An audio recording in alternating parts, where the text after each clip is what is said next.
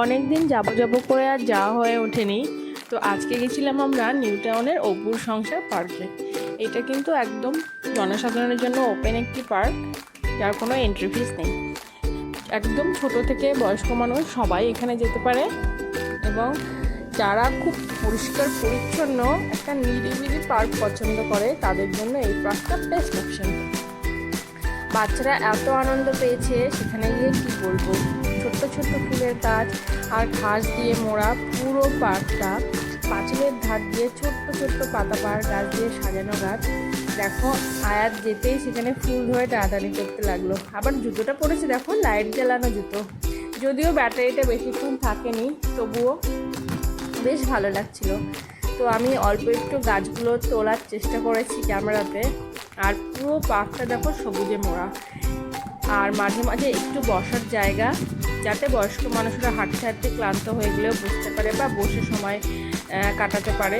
ছোট্ট ছোট্ট ফুলের গাছ, যেগুলো সব কলাতে ফুল ভর্তি একেবারে। আর মাঝে মাঝে ছোট ছোট কংক্রিটেরও বসার জায়গা আছে। দেখলাম যে পার্কটাতে খুব বেশি মানুষের আনাগোনা নেই, তাই ভীষণ শান্তশিষ্ট পরিবেশ। আর একটু সন্ধে নামার আগে কিন্তু কিছু মানুষ তাদের ছোট বাচ্চাদেরকে নিয়ে আসছে, বা বাড়ির বড়রাও দেখলাম অনেক এসে হাঁটাহাঁটি করছে।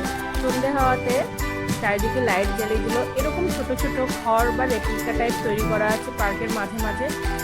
আমাদের গ্রামের দিকে যখন পাকা বাড়ি বানানোর প্লাস্টার করার আগে যেরকম লাগে, ঠিক দেয়ালগুলো ঠিক তেমনি দেখতে। এই পার্পল কালারের ফুলগুলো খুব ভালো লাগছিল দেখতে। এই ঘরটাতে মূলত একটা মডেল তৈরি করা আছে, যে কোনো লেখক বা লেখিকা যখন লিখতো তাদের ঘরের সেটআপ কেমন থাকতো। এই যে আমি একটু মুখ দেখিয়ে দিলাম ক্যামেরায়। আর এই দেখো ছোট্ট পাখিটা হাঁটতে পারছে না পাথরের ওপর দিয়ে, তাও হেঁটে চলেছে। ওর যে হাঁটতে এত ভালো লাগে কি বলবো, সবে সবে হাঁটতে শিখেছে, তো পড়ে যাচ্ছে আবার উঠছে, দেখো ব্যালেন্স করে আবার হাঁটতে লেগেছে। তো ওই পার্কটাতে সবথেকে বেশি আনন্দ করেছে এই পাখিটা।